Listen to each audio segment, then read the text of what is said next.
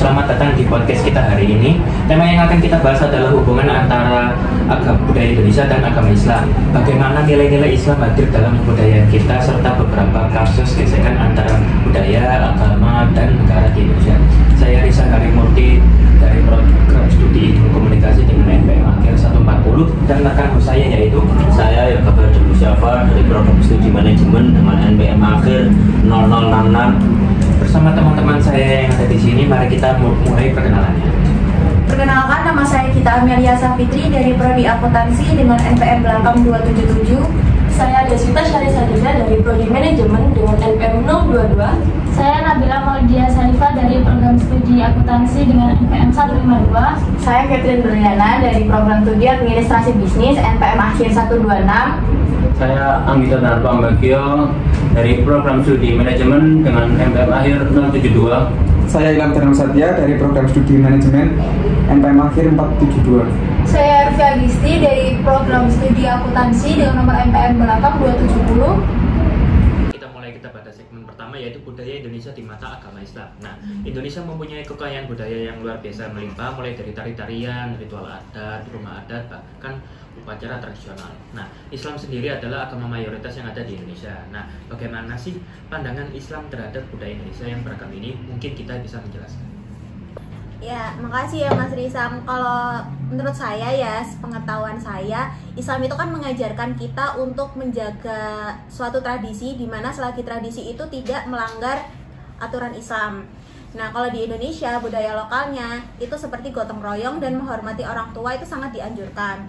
Bahkan Rasulullah SAW sendiri juga menegaskan bahwa selagi suatu budaya lokal itu tidak menentang suatu aturan dalam syariat Islam, budaya lokal itu tetap harus diteruskan. Oke, tadi kita sudah mendengar pendapat dari Mbak Gita. Bagaimana pandangan dari sisi budaya, yaitu Mbak Deswita bisa menjelaskan? Nah, kalau dari sisi budaya, Indonesia tuh punya banyak budaya yang menyatu dengan Islam. Salah satunya tuh kayak hajatan gitu. Hajatan itu seringkali menggunakan unsur keislaman dalam doaannya.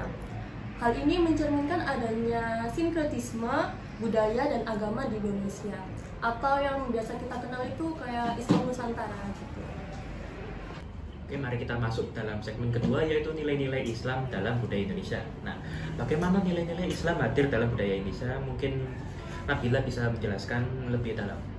Dalam budaya Indonesia, konsep gotong royong dan musyawarah sejalan dengan ajaran Islam. Seperti Al-Quran itu menganjurkan kita untuk musyawarah, yang mirip dengan budaya musyawarah mufakat di Indonesia.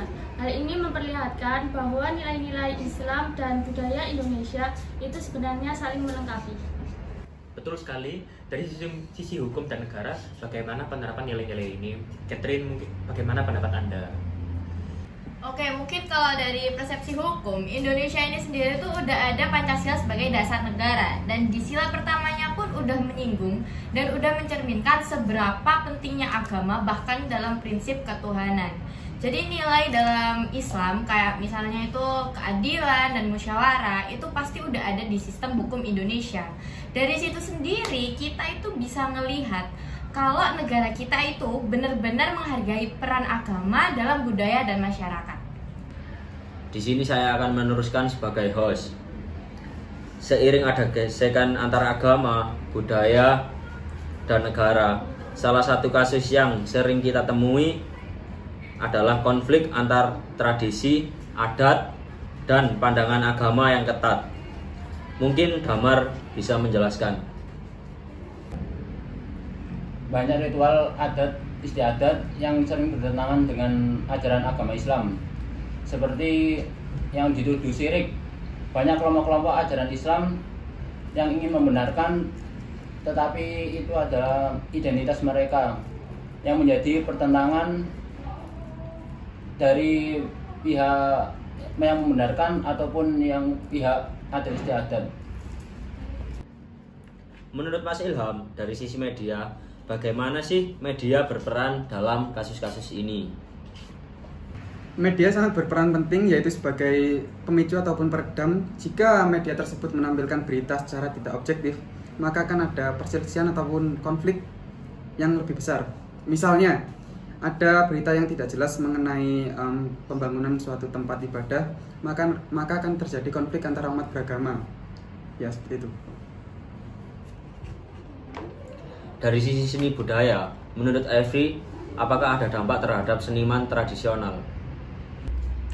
Nah, jadi untuk seni budaya sama agama yang Islam tuh banyak yang berbentrokan ya. Kayak contohnya itu wayang gitu sama seni lukis itu di Islam kan sebenarnya nggak boleh ya. Tapi dari POV para seniman kayak gitu itu seni-seni kayak gitu harusnya itu dilestarikan. Nah, solusi yang bisa aku kasih itu mungkin antara dialog seniman sama ulama-ulama itu ya bisa berdialog untuk memahami satu sama lain. Terima kasih. Oke, terima kasih atas pendapat-pendapat yang sangat beragam dari teman-teman di sini. Dari diskusi ini jelas bahwa hubungan antara budaya, agama, dan negara di Indonesia sangat kompleks. Namun, dengan dialog yang baik, kita bisa menjaga keharmonisan di tengah perbedaan. Sampai jumpa di episode selanjutnya. ACC.